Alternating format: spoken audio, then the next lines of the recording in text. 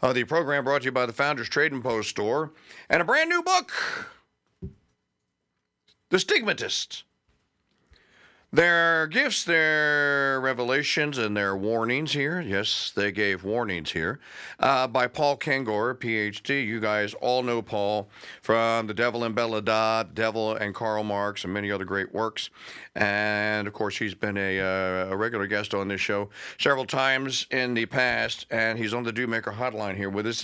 This is one book that I would recommend actually to read the preface. I usually skip them, especially when they're like 60 pages long, and I'm like, dude, why didn't you just make it part of the book? Don't. These people that make, and I never understood this, and I'm not, maybe that's why I'm not an author, because I would look at some people's prefaces and I go like, well, that's kind of like the book, isn't it? Why did I need to read the preface if you're going to put all the stuff that's in the book in the preface? Well, this preface is actually a preface, pre-face or pre-making, right? So it's a great book, Stigmatist, published by TAN, Thomas A. Nelson Books. Most people don't know that. Thomas A. Nelson Books, a great purveyor of great works, especially if you're a Catholic. You're not going to find these kind of books anywhere else other than TAN. And Paul Kengor has been writing for TAN and for other great publishers for many, many years. He's on the Dude Maker Hotline with us. Dr. Kengor, how are you? Good, Mike. How are you doing? I am well, sir. Thank you. Are you? Yeah, I appreciate your comment about the preface. You're right. A lot of people today don't really know what a preface is, right? And I'll get, in fact, people will say, I'll get different editors who will say, hey, let's find maybe so-and-so to do a preface for your book, right? And then you find out that so-and-so didn't really do a preface, right? But, yeah, no, a lot of these things have lost their literal meaning today, including, among other things, gender and marriage. So there you go. Well, there's also the fact that if you were an author, that used to mean that you were an authority on whatever it was you were writing on, right? Right. That's exactly right.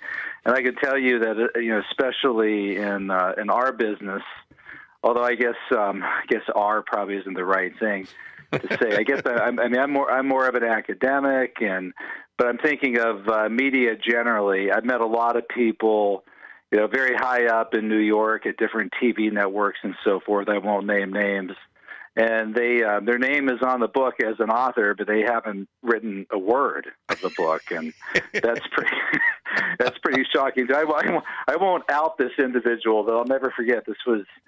I actually know the date because the year is 2004, and it was my book, God and Ronald Reagan. And he said to me, so how much of this book did you write?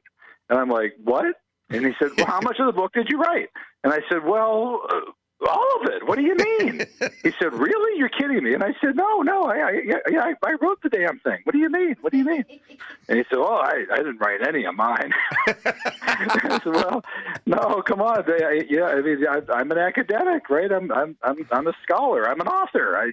I just can't imagine doing quote unquote book and then not actually writing any of it and putting your name on it. It's just appalling. But it happens a lot nowadays. It does happen. And there are the term ghostwriter used to be a 4-letter word. Now it's just like, hey, I'm Joshua Lisek. I'm the ghostwriter to the stars. And he's a good one. Right. He's a really good one. I mean, I love Joshua and I love his work, but he'll never be out of work apparently because people don't want to write their own books. So, right. You know what? You and I could talk for an hour, and we would never talk about stigmatists. But but let me pull the peppermint Zaki and circle back. God and Ronald Reagan. Will someday somebody, maybe Paul Kengor Jr., write a book called God and Donald Trump? There's a lot of Catholic things happening around this man. God seems to be there's a lot of things. Maybe it's some fertile ground for you there. I was actually asked to write that book, Mike, and it was in 2017. And I got a call from a guy who heads a major publishing house who knows Donald Trump, and he told me, he said, God and Ronald Reagan is one of my favorite books, And I had followed that up with God and George W. Bush. And then I even did a book called God and Hillary Clinton. Right? People think, yeah, I know exactly. People are like, what? And I said, but it was, I mean, she was a coming presidential candidate. She was a Methodist, called herself an old-fashioned Methodist. At one point, she was even against quote unquote same-sex marriage. She sure believed was. in traditional marriage, religious freedom.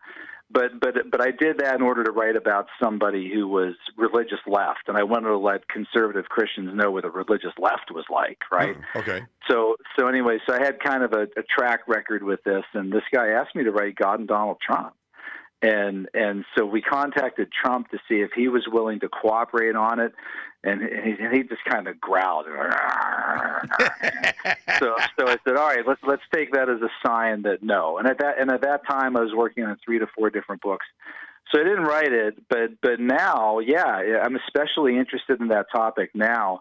And I'm the editor of the American Spectator, and I wrote a piece called I think Reagan and Trump Thanking God. And this was right after the assassination attempt in Butler, Pennsylvania. By the way, Mike, Butler, Pennsylvania is my hometown. I know that. That's right. Yeah. No, I did know that. Yeah, isn't that crazy? And so I graduated Butler High School class of 1984. My son was at that rally. One of my sons was at that rally. Oh, wow. And his mom and I were watching it on TV on Newsmax, which was covering the whole thing. And when I saw those shots fly, I mean, my wife just dropped to her knees and started just praying. And I'm like, Hail Mary, full of grace. And I was texting my son right away, are you okay? Are you okay? And there was no cell service for about 20 minutes. Right. And the people who were there said they scrambled the cell service. So for about 20 minutes, we didn't know if he was okay. But he came away from that right away. I knew a whole bunch of people at the rally. I teach at Grove City College, Grove City, Pennsylvania, which is like a 25-minute drive from the Butler Farm Show. And people were telling me right away, they said, he's thanking God. He's crediting God with surviving. And then he got to Milwaukee a few days after that, said that on the big stage, said that his guardian angels were watching him. Yep. Remember, about 6 or 8 weeks ago, September 29th, I know this because it's my son John, who went to the Butler rally, was born on the feast day of the guardian angels. Trump sent out a tweet, put on all of his different social media platforms, praying for the intercession of Michael the Archangel. Yep. He sent out an All Saints Day statement a couple weeks ago. So he clearly has become more religious because of this, which, a brush with death, getting shot in the head. I'll do that to you. Yeah, to quote Ronald Reagan, getting shot hurts. Right, so that really, I mean, Reagan had already been intensely religious. Trump we were never really sure about, but this seems to have changed him, I think, in a profound way. So, all which is a long way of saying, God and Donald Trump, I think now is a more interesting topic than any time before in the long life of this man. Yeah, and there's a lot that is happening that is going to come to play in this.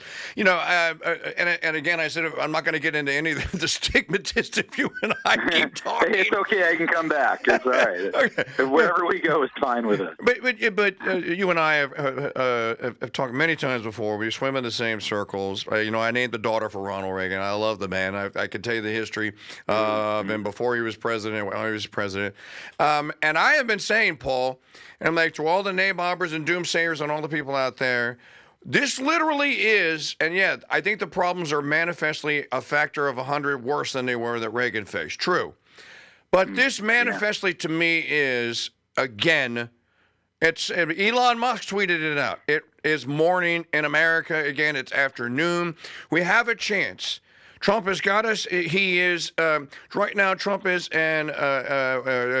Kirby Smart, the Georgia Bulldogs head coach, and there's a guy on the sidelines that has or we are Kirby Smart, right? We're getting ready to go out on the field and get a 15-yard unsportsmanlike conduct penalty, but there's Trump grabbing us by the belt and holding us so, so we can't get on the field, pulling us back, as Chris Ferrara told me in November 2016, pulling us back from the precipice.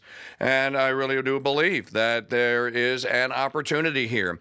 And I think he really means business this time. So, and again, yeah, I mean, a big difference with him and Reagan. So, I mean, this was a huge victory, and a lot of people didn't expect it. Although the Real Clear Politics, the Monday on the eve of the election had him and her both at 48.5%, and I knew at that point he would win because he always outperforms his polls by 2 to 3%.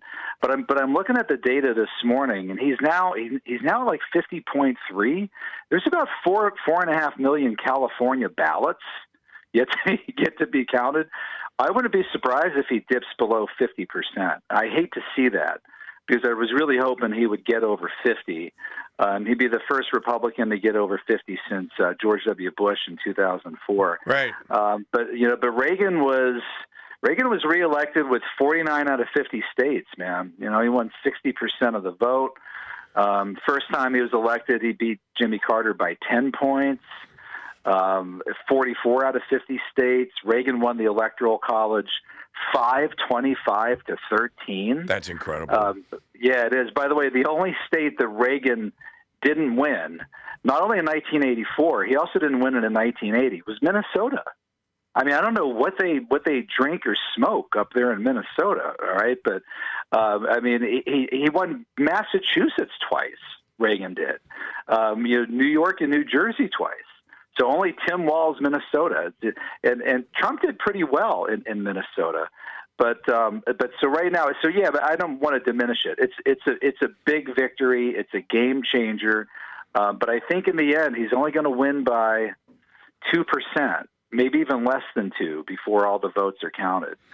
So, yeah, they got 78% in California. He's up 4 million right now over her, so it could be close. Well, you know what? There's also some red counties. California is turning red in other places. L.A. just elected by a 69-31 margin a Republican DA and kicked the Soros guy out. So everyone is tired of what has been happening. We're tired of being woke. We're tired of our religion being attacked. We're tired of being said we're bad people. We're tired of being told it's evening in America and all is lost and, we have to acquiesce to all of this evil out there. We're just tired of it. And again, this is a Reagan moment. All right.